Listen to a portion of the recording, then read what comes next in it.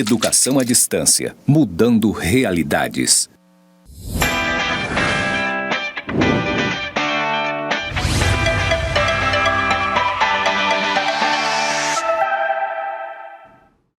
Olá, meus caros alunos e alunas.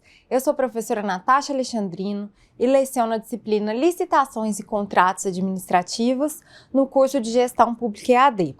Eu estou aqui no estúdio do IFRO, campus Porto Velho, Zona Norte, e atrás de mim tem uma parede branca escrito EAD Mudando Realidades. Eu sou uma pessoa alta, estou com o cabelo preso, uso óculos, uma calça preta, uma blusa branca e uma gravata vermelha. E feita essa apresentação, vamos para a nossa unidade número 4. Gente, então recapitulando, até o momento nós vimos o processo licitatório. E a partir da aula de hoje a gente vai estudar os contratos administrativos. Então lembrem-se que a licitação ela é um instrumento para a administração pública escolher a proposta mais vantajosa e, se for o caso, celebrar o contrato administrativo. E agora, então, a gente vai começar a estudar o contrato administrativo, que é um contrato, pessoal, que é diferente do contrato de direito civil, por exemplo, né? Então, no direito civil, ou até mesmo um contrato de uma relação de consumo onde incide o CDC, a gente tem um tipo de lógica. Aqui, né, na nossa disciplina Licitações e Contratos Administrativos, a gente tem uma lógica diferenciada que traz prerrogativas para a administração pública na celebração de contratos, que são as cláusulas exorbitantes, que é um ponto que nós vamos colocar aqui na aula de hoje. Então vamos lá para o slide ver o que são esses contratos administrativos. Olha só, o contrato administrativo ele é, então, depois da licitação, com o licitante vencedor, e a administração pública vai celebrar um pacto, né, com um terceiro. E, então, esse terceiro vai se submeter às regras de direito administrativo que visam o interesse público, tá, pessoal? Então, a gente tem muito aqui essa noção de supremacia e indisponibilidade do interesse público. Mas qual que é o lance aqui dessa parte da disciplina? Aqui vocês vão observar que não existe uma relação de igualdade entre as partes contratantes, né? Por isso que eu falei que é uma lógica diferente da lógica do direito civil, tá? Aqui o poder público tem as prerrogativas, né? Que são as chamadas cláusulas exorbitantes. Então, beleza. Aconteceu lá a licitação, deu tudo certo. A administração vai chamar o vencedor para assinar o contrato administrativo. Isso está onde? Isso está no artigo 90 da nova Lei de Licitações e Contratos Administrativos, tá? Então, o licitante venceu, a administração vai chamá-lo para assinar o contrato. Ou para aceitar ou retirar o instrumento equivalente. Tá, mas em qual prazo que ela vai fazer isso? O prazo vai estar no edital, olha aí, dentro do prazo e nas condições estabelecidas no edital de licitação.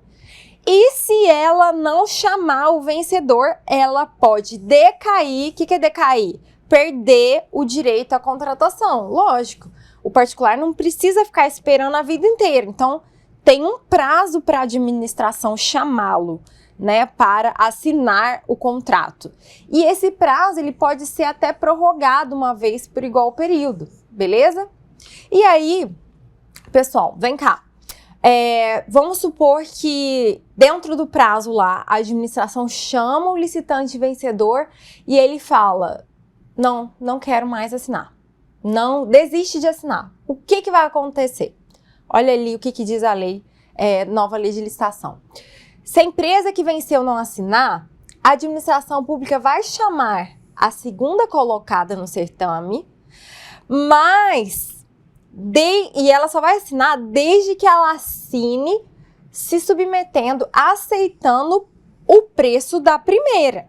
Aí vamos supor que a segunda não aceita. Aí ela vai chamar a terceira, a quarta, para ver se alguém aceita, né, assinar esse contrato nas condições do licitante vencedor que não quis assinar. Ah, mas e se ninguém aceitar? O que vai acontecer? Olha aí o que diz o parágrafo 4º do artigo 90 da 14133. Aí ela vai convocar os licitantes remanescentes para negociação. Ela vai negociar, tá? Ela vai chamar na ordem de classificação e vai negociar ainda que acima do preço adjudicado, tá? Ah, professora, mas ninguém teve a negociação e ninguém ainda assim quis assinar o contrato. O que ela vai fazer? Outra opção, né? Sucessivamente, ela vai adjudicar e celebrar o contrato nas condições ofertadas pelos licitantes remanescentes, atendida a ordem classificatória quando frustrada a negociação de melhor condição. Então, é isso, pessoal. E aí, passando agora para o contrato administrativo. Tá. Aqui, gente, qual que é a regra?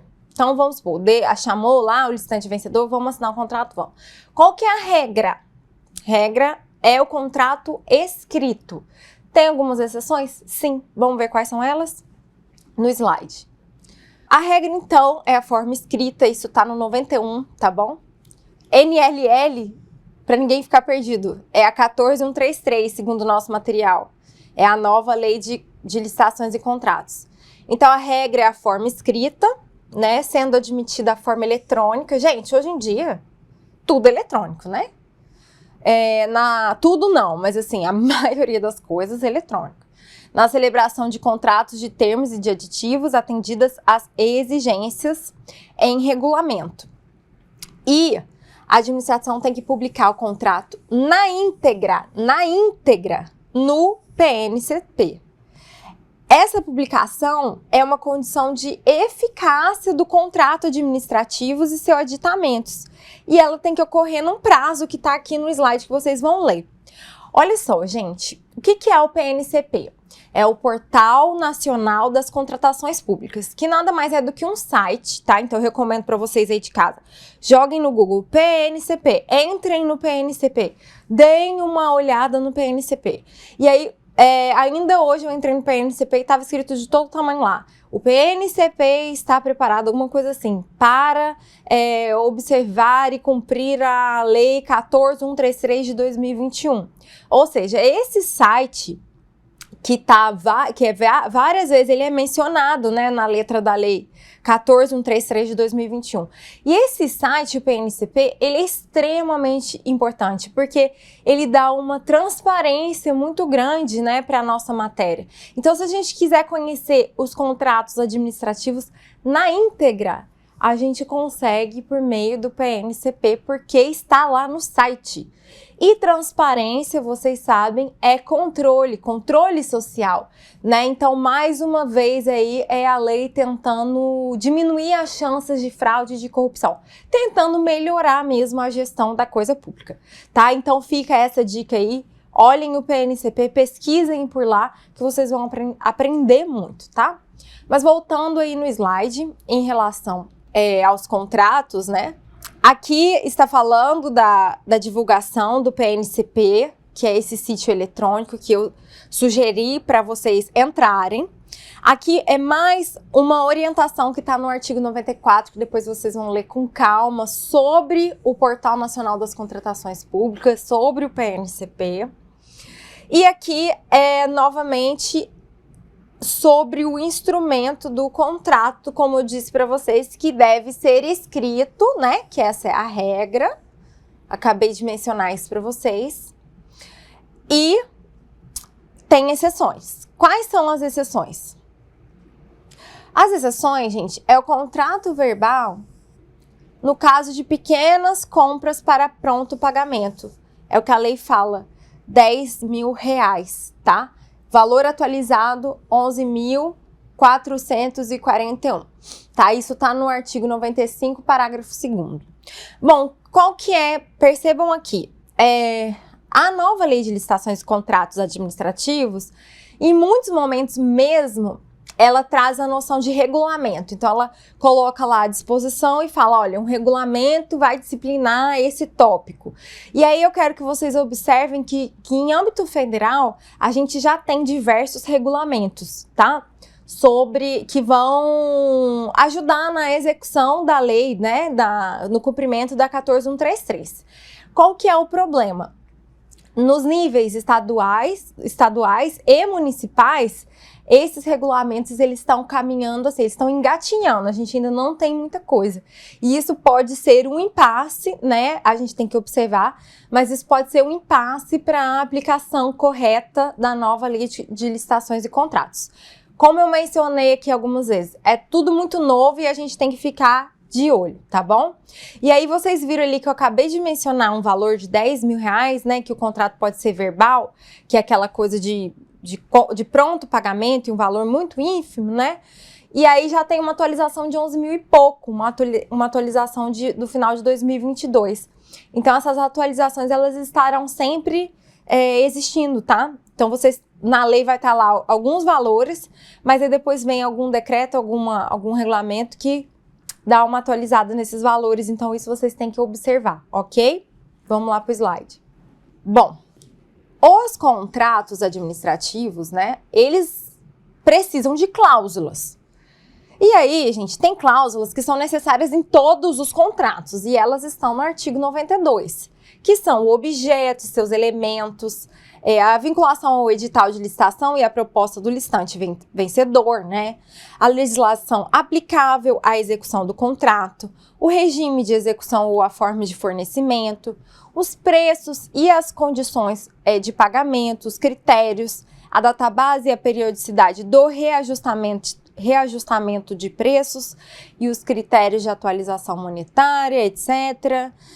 Os prazos de início das etapas da execução, conclusão e entrega, desculpa, isso é muito importante. Essas cláusulas gerais mesmo, tá, gente? Que eu coloquei aí a título de ilustração para vocês lerem com calma essas cláusulas gerais dos contratos administrativos, olha aí. A obrigação do contratado de manter durante toda a execução do contrato, incompatibilidade em as obrigações por ele assumidas, todas as condições da habilitação na licitação ou para a qualificação na contratação direta, né? Aquelas exigências da reserva de cargos, tá? Para a pessoa com deficiência e reabilitado da Previdência Social, os casos de extinção, essas são as cláusulas gerais. Mas o que eu quero chamar mais atenção aqui para vocês, obviamente, é o que a gente tem de diferente, né? Que são as cláusulas exorbitantes, tá? Previstas no artigo 104 da nova lei de licitações. Então tá, o que é cláusula exorbitante? São essas prerrogativas que a administração pública possui em razão de ser Estado, né? Então ela é até desproporcional. Vocês vão verificar isso em relação ao particular. Então, obviamente, ela tem que respeitar sempre os direitos fundamentais, né? De acordo assim com toda uma sistemática do direito administrativo à luz da Constituição Federal e dos direitos fundamentais. Tá.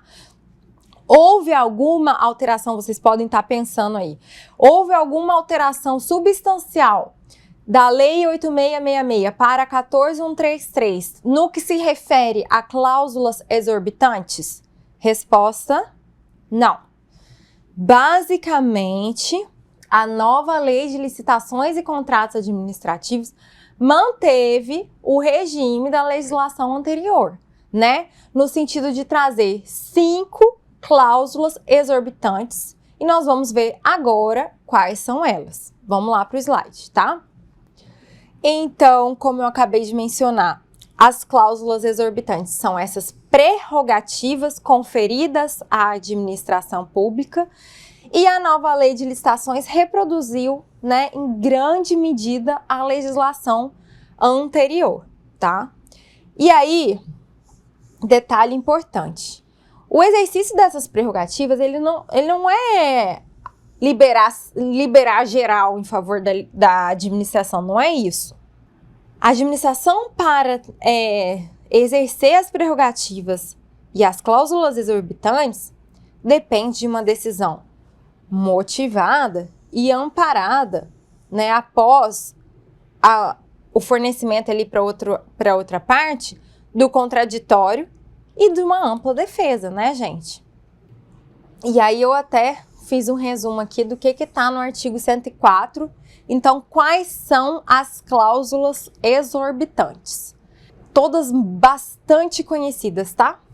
A primeira é aquela alteração unilateral do contrato, ou seja, a possibilidade da administração pública modificar aquele contrato dentro de limites, a gente vai ver quais são.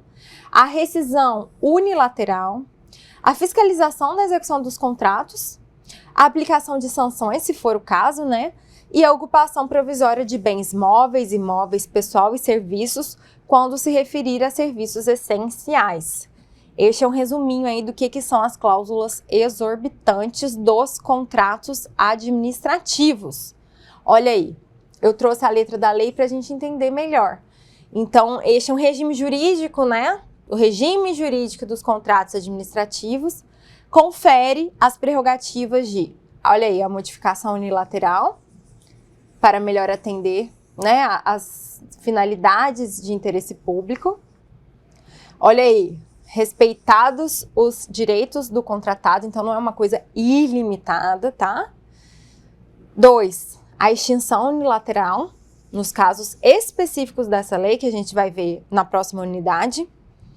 Fiscalização da execução dos contratos, né, que a administração ela tem que fiscalizar, ela tem que ficar de olho, isso aqui é um olho. E, se for o caso, aplicar sanções motivadas, né, pela inexecução total ou parcial do ajuste. E, por fim, ocupar provisoriamente bens móveis e imóveis e utilizar pessoal e serviços, né, se for o caso. Qual é o caso, professora? Nas hipóteses de risco à prestação de serviços essenciais ou necessidade de acautelar a apuração administrativa de faltas contratuais pelo contratado, inclusive após a extinção do contrato. Beleza? Além disso, olha aí, o que diz a lei?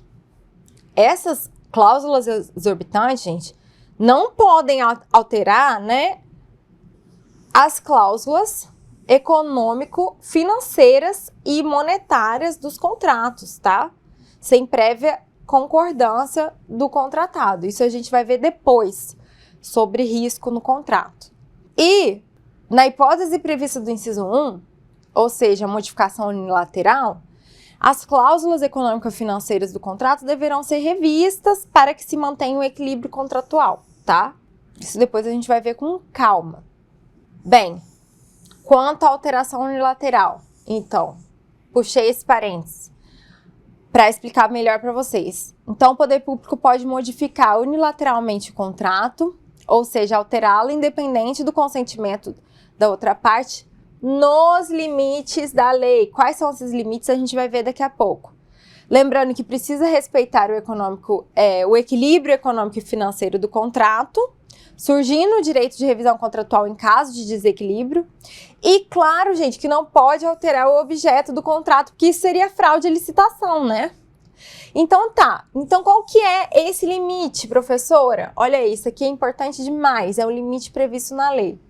Você pode alterar, então, 25% para acréscimos ou supressões, e no caso específico de reforma de edifício ou de equipamento, o limite será de 50% para os seus acréscimos. Então tá, vamos supor que a administração passe desse limite e altere mais. Vocês vão ver na próxima unidade que isso pode, inclusive, gerar um direito de extinção do contrato em favor do particular, tá bom? Isso a gente vai ver daqui a pouco. Então, essa cláusula exorbitante de modificação unilateral dos contratos administrativos, ela tem limites, né? 25% e 50%. E lembrando que ainda assim tem que observar o equilíbrio lá econômico e financeiro do contrato, tá bom? Se deixar desequilibrado, pode ser o caso ali de uma revisão, tá? Vamos seguindo.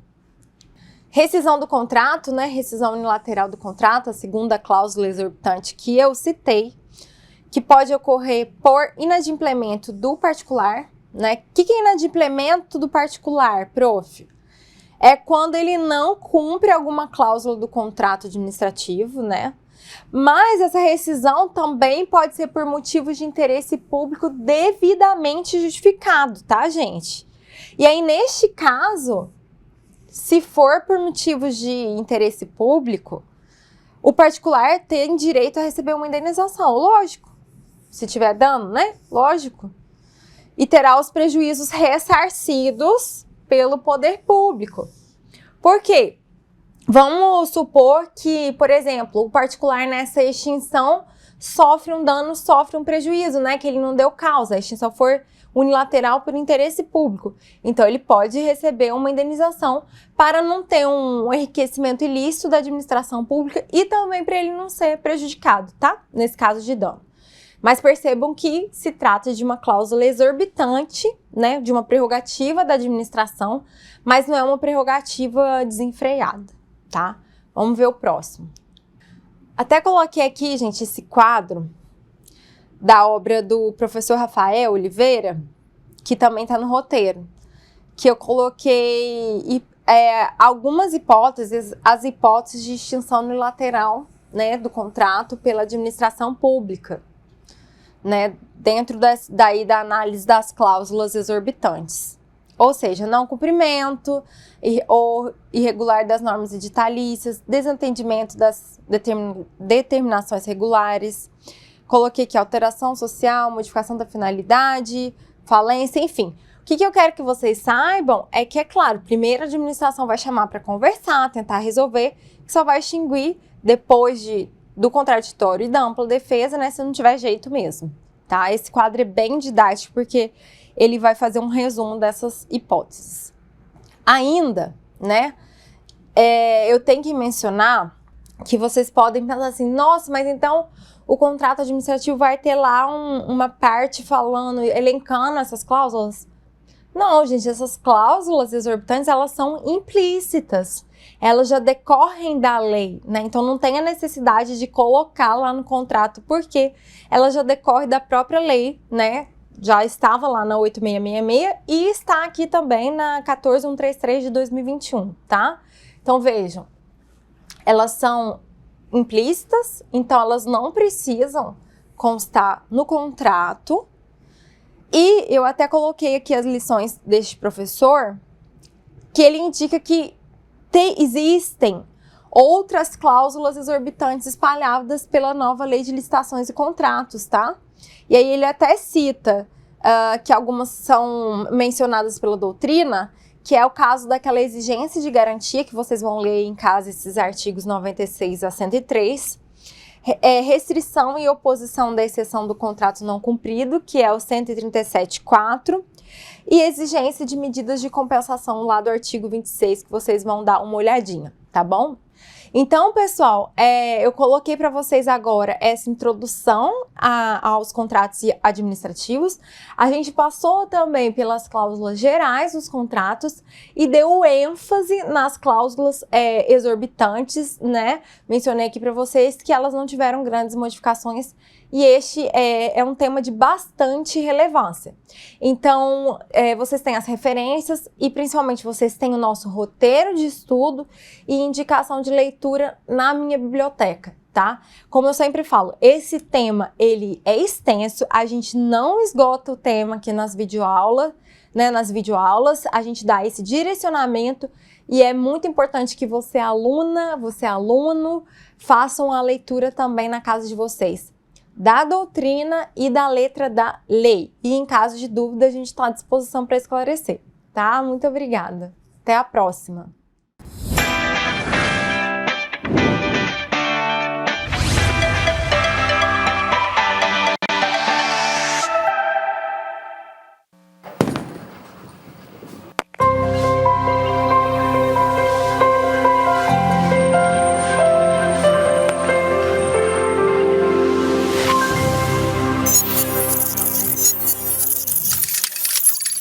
Educação à distância, mudando